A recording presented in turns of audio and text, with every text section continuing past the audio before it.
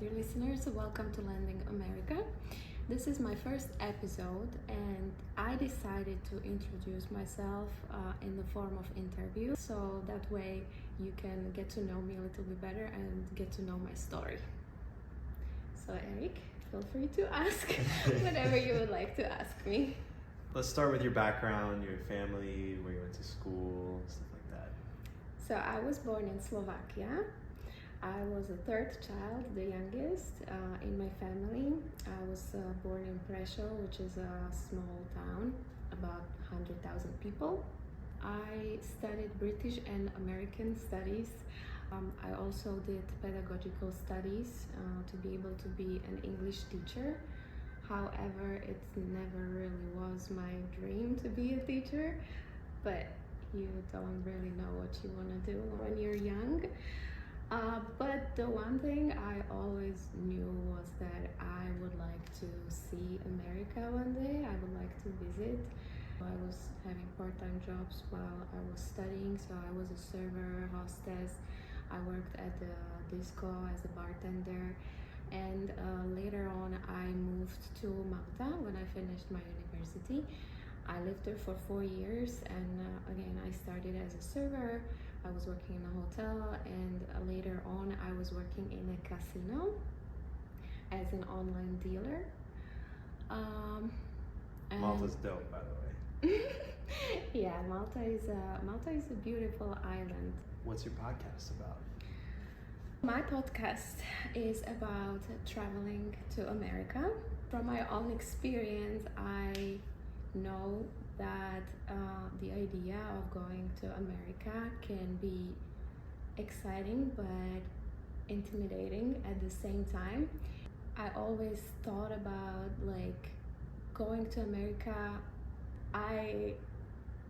It just felt like something that like a dream that is almost unreachable. And I feel like it's because it just seems like it's so far away. Yeah. Like if you imagine, okay, I'm gonna travel through Europe, I'm gonna go to Germany or Malta, it's a whole different story. America sounds like, oh my god, I just never had the balls and I never had the courage to just be like, okay, I'm going, you know. I felt like I need a little bit of a push from someone. So the podcast is about traveling to the United States.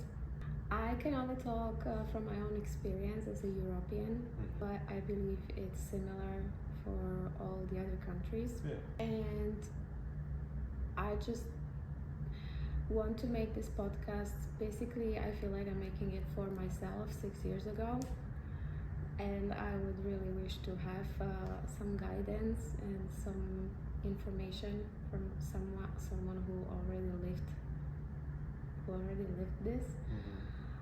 Also, this topic is close to my heart because I love America and I learned a lot here.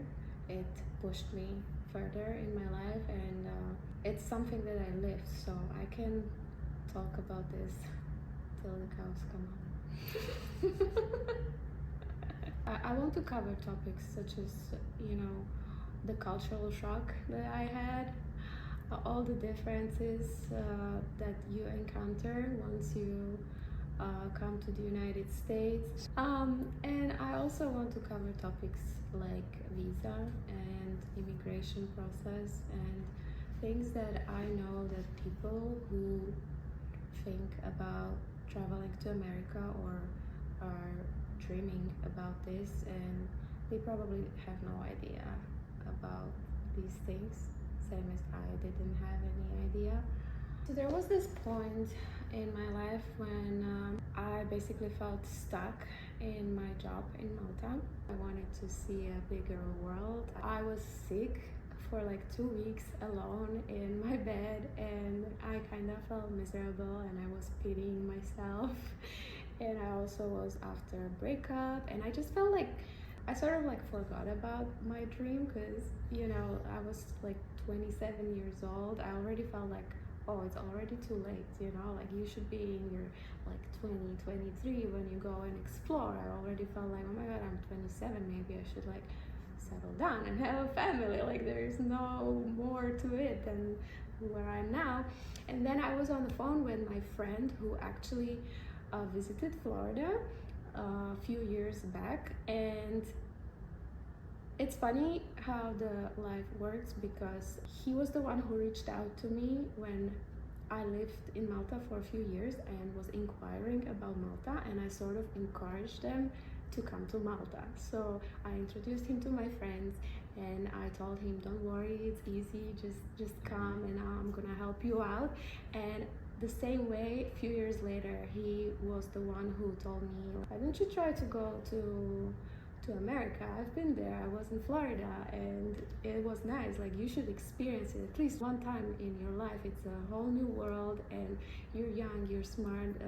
What's holding you back? So he brought this idea back to my head, and it was just like this one little push that in Slovakia we say that he like installed a bug in my head that was there now, and I just started thinking like, oh my god, what should I do? And it was December 2017, and I introduced this idea to my mom over the phone, and she was not happy.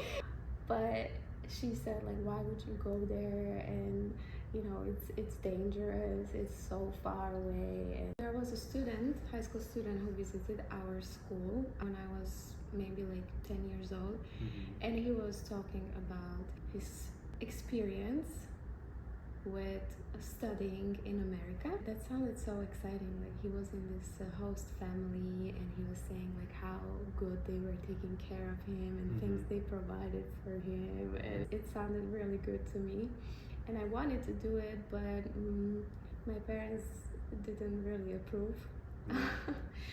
And I was also thinking about it during my university studies, but again, I don't know, I didn't do that step, which I regret, because like, why not? But I was sort of passive in that way back then. So your mom didn't necessarily support you coming here, obviously. My mom didn't support me, and I think it's really important. Did other people in your family support? No one really. I didn't feel support in that way, and back then my family was total opposite, and they would be like, just stay here, we want you here, like be born and die in the same town, you know, which for some people it works, and there's nothing wrong with that. It's just, I felt it's not something that's for me, you know. In many occasions I would really welcome support, because once you're here and you struggle and you go through tough times and you want to maybe complain, I couldn't really complain to my parents about anything, because the first response would be, no, not even I told you so. It would be, so come back home. Every time, every opportunity there was that something was not going the way I would want, or it was hard, I didn't receive support that I needed, but it would be, oh, well, so if it sucks, just come back home. Like, you're always welcome home. We want you here. So eventually you stop complaining and you just keep it for yourself, and you go through it on your own, because they don't understand. Were you scared? When I was coming here? Yeah, were you scared or excited? I was more excited than scared. I don't even think I was scared. Honestly, now thinking back, I don't understand. But I get it's naivety, but also it's like a lack of knowledge of what is ahead of you. And the only thing I felt was excitement. I was so excited, and I guess it's good you don't know what's ahead of you. What was your first impressions when you got here? I was crying when the plane was landing. It was sunset time, and sunsets in Miami are just mind-blowing. It was beautiful. I will never ever forget that feeling. It's one of those feelings that there are very few in life, and I just felt like, oh my god, I'm here. I felt accomplished. I made it, and I felt brave. I felt strong. I felt like Independent woman. not like better than anyone else, but I felt like, oh my god, I'm braver than most of the people I know. Yeah. You know, and that gives you like this confidence, just the idea that okay, I made it, and I made it on my own, and I'm alone here, Yeah. and I just did it. So now that you've been here, do we live up to your expectations? I think that America actually exceeded my expectations, honestly. And people ask, like, how is it? How is it to live there? And it's hard to explain. It's just, I feel like everything is better, everything is bigger, everything is just made to make your life easier. And so, especially when I go back to Europe, I feel like things are so overcomplicated there. Even like driving, like, you know, you guys have like automatic cars. Yeah, most And cars. in Europe you have stick shift, and why? Like why? Like if it can be easier, why is it harder? You know what I mean? I get you. And I feel like most of the things here make life more convenient for everyone, and so that's how it feels to live here. It feels convenient. It's definitely convenient. Yeah. We got like 5 different kinds of apps that'll bring food to your door. I mean, Like, there are robots running around there's the robots streets. delivering food to your door Yes. in Miami. Exactly. With knowing everything that you know now about being here and about the system and everything, what would you like tell yourself 6 years ago or do differently? Like what would you have, what other path would you have taken?